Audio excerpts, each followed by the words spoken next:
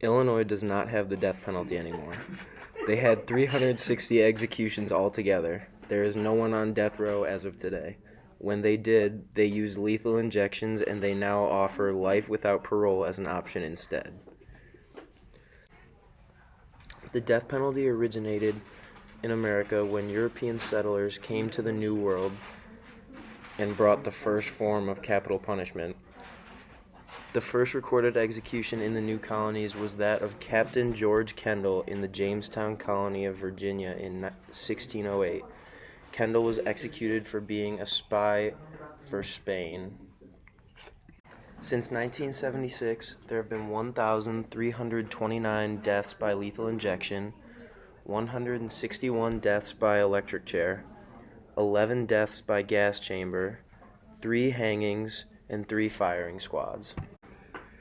A lethal injection is normally a combination of 3 drugs: sodium thiopental as anesthesia, pancuronium bromide as paralyzer, and a potassium chloride to induce cardiac arrest. 16 states use lethal injection as the sole method of execution.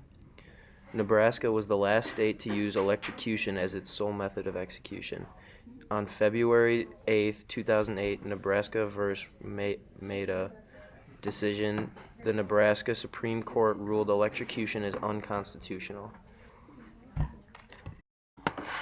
Arizona, California, Missouri, and Wyoming are the only 4 states which authorize the use of the chamber as a method of execution as of September 12, 2011. New Hampshire and Washington are the only states which authorize hanging as a method of execution as of September 12, 2011.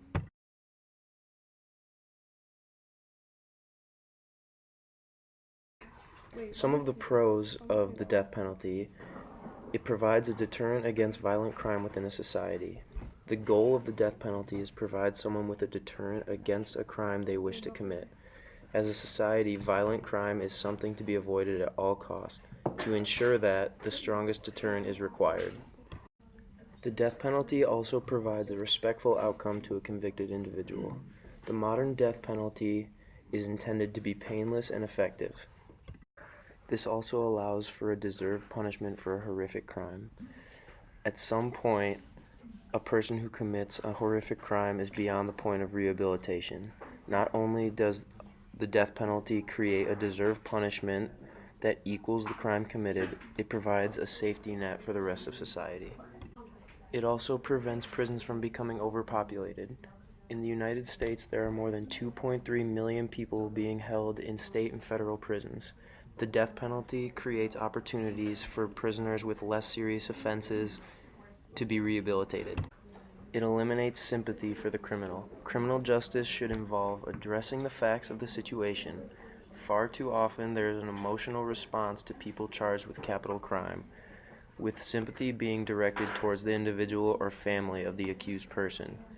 When someone is facing trial or the consequences of their actions, then the law should be able to address the actions in a way that discourages others from doing the same thing.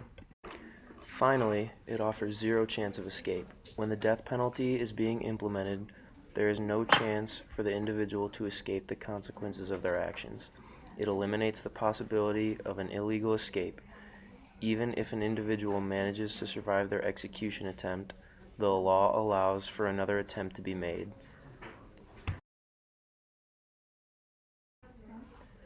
The cons of the death penalty are: it costs more to implement the death penalty than to offer life in prison. According to the Death Penalty Information Center, the average cost of a case without capital punishment involved is $740,000.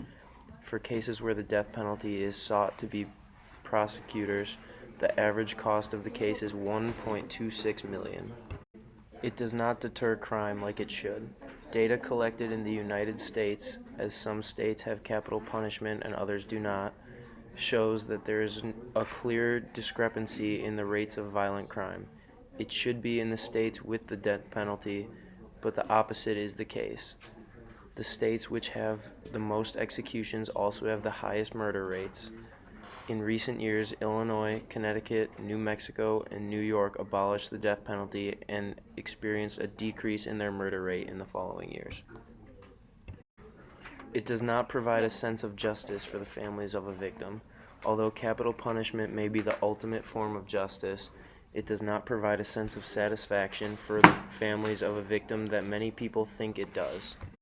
It is not the only way to ensure someone is never released from prison. The number of people serving life sentences in the United States is surging. About 162,000 people are currently serving a life sentence, which is about 1 out of every 9 people. It puts innocent people's lives in danger within the criminal justice system. Since the 1970s, over 160 people have been exonerated after being initially convicted of capital crime. Although we may never know how many people have been wrongly executed, there are recent examples of potential innocence. Cameron Willingham was executed for killing his 3 children in a fire at his home, despite the fact that 8 different experts say the conviction was based on a faulty sentence.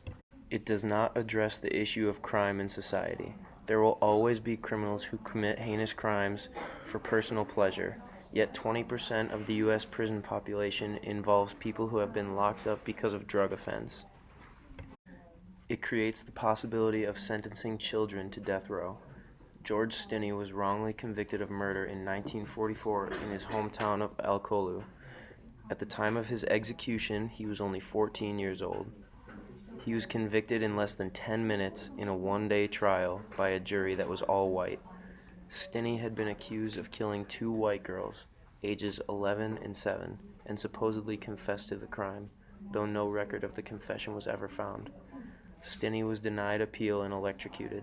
Although the Supreme Court ruled in March 2005 that the death penalty for anyone under the age of 18 is cruel and unusual punishment, other countries are not bound by such ruling. It eliminates the possibility of rehabilitation. There are criminals who prefer to live outside of the rules that society sets.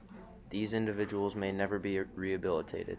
The death penalty completely eliminates that possibility from the equation. Instead of allowing individuals an opportunity to make amends, it automatically assumes that nothing can be done about that person.